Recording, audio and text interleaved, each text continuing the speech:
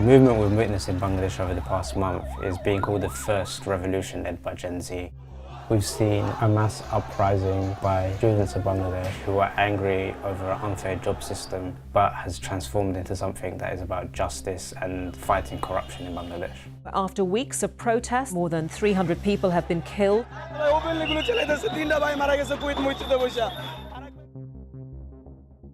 So the students in Bangladesh came out to protest because of a system which allocates government jobs based on certain quotas, and a large proportion of that went to the families of freedom fighters. So the freedom fighters are people who fought against Pakistan for independence in 1971. Now in Bangladesh, for students who worked really quite hard to get their degrees and hopefully build a career, it felt really unfair.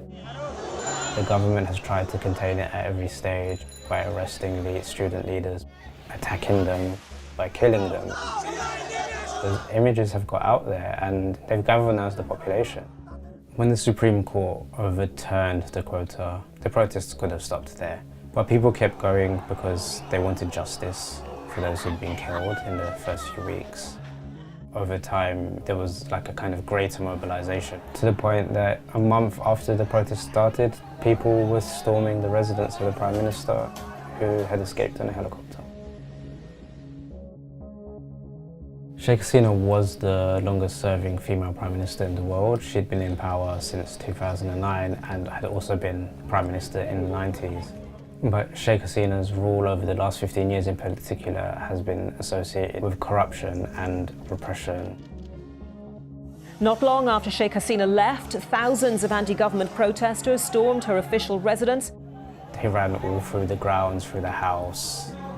The whole place was overrun. It was just like an outpouring of emotion.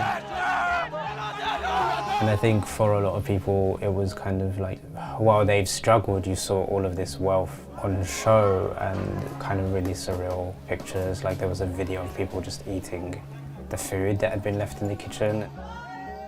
People sent me videos from where they were. Everyone was kind of in the street partying, jumping up on wherever they could to hang Bangladeshi flags. There were all these chants of freedom.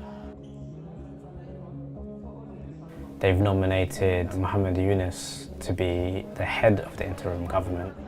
So Muhammad Yunus is a really quite well-loved figure in Bangladesh and respected on the international stage. He's a Nobel Peace Prize winner. He's not associated to any of the political parties. People hope that he will be the first step in a break from the old political system.